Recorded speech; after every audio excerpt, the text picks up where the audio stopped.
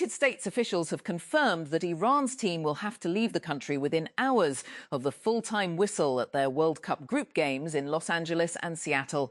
The response from the World Cup 2026 co-host nation came on Tuesday following criticism of its handling of the Iranian team's visa and stay in the US after their first game. Panel on the Brazilian Supreme Court has voted to convict Eduardo Bolsonaro of lobbying the United States to interfere in the trial of his father, former right-wing President Jair Bolsonaro. On Tuesday, 3 of the 4 justices on the panel voted in favor of conviction, with 1 remaining justice yet to vote. Anthropic is having a month. The AI lab finished May by surpassing OpenAI in market share of business spending for the first time, Ramp just revealed. It raised $65 billion at a $965 billion valuation, also besting OpenAI at the end of May, then waltzed into June by filing confidential paperwork for an IPO, reportedly on the strength of its first ever profitable quarter. Mbappe scored twice as France launched their bid for a 3rd World Cup crown with a 3-1 victory over Senegal in Group R. Real Madrid star Mbappe took his career World Cup goals tally to 14, just 2 behind all-time leader Miroslav Klose, and Bradley Barcola was also on target as Les Bleus secured all 3 points for Didier Deschamps' side on Tuesday. A Canadian court has dismissed an appeal by Ghana midfielder Thomas Partey after he was denied entry into the country for his team's game against Panama at the World Cup. The Canadian government last week refused a visa for Partey, 33, after which his lawyers launched a last-minute appeal to the federal court in Ottawa, but the appeal was lost on Tuesday. Apple's plan to change a privacy feature that lets paying customers hide their real email addresses when creating online accounts could make it easier for apps and websites to block anonymous sign-ups. Apple's Hide My Email is an iCloud Plus feature that generates anonymous email addresses under the @icloud.com domain, which then forward messages to a person's real email address. The reason these privately generated email addresses work is because they cannot be distinguished from regular Apple users, whose email addresses also use the @icloud.com domain. The US-Iran deal and Russia's war on Ukraine has taken centre stage at the G7 summit in France. Here's what came out of today's talks. The administration of United States President Donald Trump has announced criminal charges against 15 Minnesota activists described as members of Antifa, the loose-knit anti-fascist organization. At a news conference on Tuesday, U.S. Attorney Daniel Rosen tied the charges to Trump's directive last year to counter domestic terrorism and organized political violence. SpaceX briefly passed Amazon to become the 5th most valuable company in the world and nearly eclipsed Microsoft before the company's shares pared back those gains before the market closed Tuesday. The newly public company's stock had already climbed 20% on Monday, its first full day of trading. Tuesday's news that SpaceX was acquiring AI coding company Cursor, along with the start of options trading on SpaceX's shares, sent the share price even higher, spiking its valuation to $2.9 trillion before it ultimately settled back down. A Russian warship in the English Channel fired warning shots several hundred yards in front of UK-flagged yacht that appeared to be sailing on a collision course with it on Tuesday, according to Russia's defence ministry. The yacht did not report any injuries or damage and is continuing its journey. An agreement between the US and Iran has all but ended the war, with both sides claiming victory despite the huge cost. Iran's relationship with its Gulf neighbours, which it attacked during the war, has been damaged. A United States federal judge has upheld the conviction of Hannah Dugan, a former Wisconsin judge who was convicted of helping a man evade federal immigration agents who came to her courtroom. U.S. District Judge Lynn Adelman had previously postponed Dugan's sentencing to consider efforts to overturn her conviction, but declined to do so in a decision on Tuesday.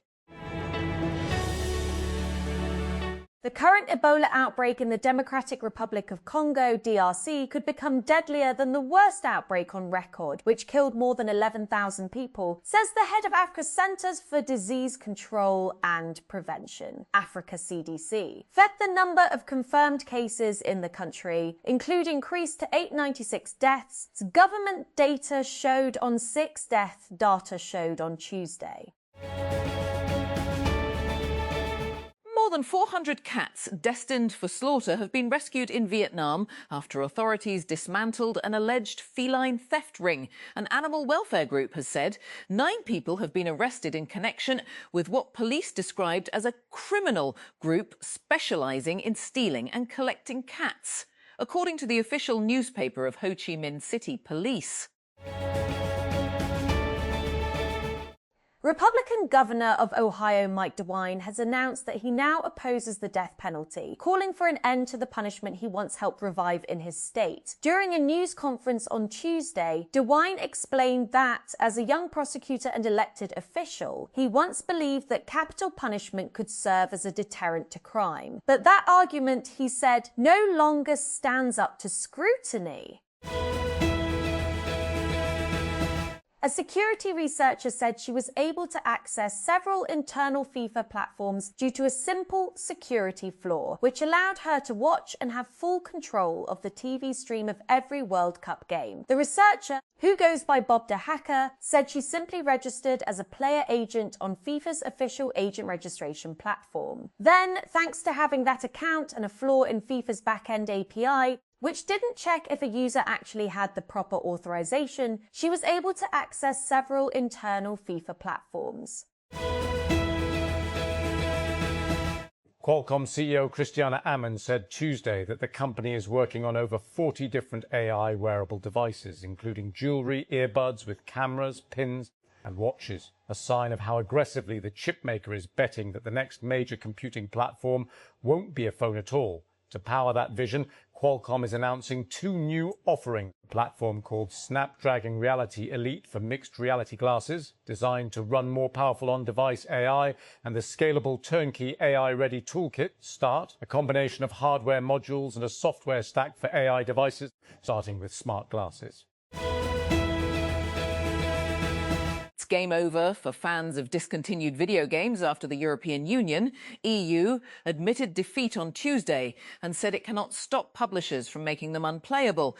But the EU unlocked one potential cheat code by promising voluntary guidelines to manage video games' end of life. Microsoft is changing how it charges for its software for the first time in 2 decades, moving to bill customers with a pay-as-you-go model each time they use its new AI agent. The change, prompted by the soaring cost of artificial intelligence, came Tuesday as the company launched Copilot Cowork, an AI agent that can independently carry out office tasks like drafting documents, building spreadsheets and sending emails. Who Portugal versus DR Congo, what FIFA World Cup 2026 Group K match where Houston Stadium, Houston, Texas, United States, when Wednesday 12 p.m. 17 GMT. How to follow, keep up with all updates on Al Jazeera Sport. Portugal will seek to put 60 years of World Cup hurt behind them when their 2026 clash with the Democratic Republic of Congo in Houston. With the Democratic Republic of Congo in Houston. Israel has seized planning and construction powers at the Ibrahimi Mosque in the occupied West Bank from Palestinian authorities, scrapping parts of an agreement in place since the 1990s. Finance Minister Bezalel Smotrich said on Tuesday, under the 1997 Hebron Agreement, Palestinians controlled planning and construction in the entire city of Hebron, including the Jewish tomb of the patriarchs and the adjoining Ibrahimi Mosque. Robinhood will reduce its headcount by 10%, accounting for 290 employees. Amid ambitions to streamline operations, the trading platform announced the cuts on Tuesday as it restructures in an effort to deploy resources across the company. In addition to the cuts, the company, which has a headcount of about 2,900 employees, will close a handful of open job listings. Multiple Israeli strikes have killed at least 4 people in southern Lebanon's Nabatea Governorate, according to Lebanon's national news agency, NNA, despite a ceasefire and a recent understanding between the United States and Iran to end the war on all fronts. Tuesday's killing took place as separate drone attacks targeted 2 vehicles in Mayfadown. A third vehicle was also targeted in the village of Shukin, the agency said. Rivian is laying off hundreds of workers just 1 week after it began deliveries of its hotly anticipated R2 SUV. The company has confirmed to TechCrunch. The company said the layoffs will affect less than 2% of its overall workforce, and that it was done to boost efficiency. It's at least the 4th round of cuts Rivian has made since the beginning of 2024. The Wall Street Journal first reported the new round of cuts on Tuesday. Mobileye has pitched itself as an autonomous vehicle technology supplier. Now it wants the operator label too. The Intel subsidiary and publicly traded company said Tuesday it plans to launch a robotaxis in a US city in 2027, marking an expansion beyond its supplier strategy. Mobileye didn't name the US city. However, the Israeli-based company said it will have an initial fleet of 100 autonomous 27, which will be phased in throughout 2027. Google on Tuesday released the final version of its Android 17 operating system, as well as its counterpart for smartwatches, Wear OS 7. The latest release, which arrives first on its own Pixel devices, is also accompanied by a Pixel drop, bringing new features that include support for the latest AI models, like the music generation model Lyria 3, the multimodal Gemini Omni, and speech-to-translation tools for the Pixel 10a with Audio LM. The latest feature release underscores Google's strategy of using its Android and Pixel devices to showcase its latest AI technology. While its rival Apple is focused on catching up in AI with September's public launch of AI upgrades to Siri and iOS 27, Google's Android 17 is focused on its newest AI models, Gemini's role in creation, communication, and other device experiences. Punjab Finance Minister Mian Mujtaba Shujar Rahman on Tuesday presented the provincial budget for fiscal year 2026 to 27, proposing an allocation of $750.1 billion for the education sector. The budget was unveiled in the Punjab Assembly after receiving approval from the provincial cabinet. Chief Minister Mariam Nawaz Sharif, provincial ministers and members of the provincial assembly attended the session.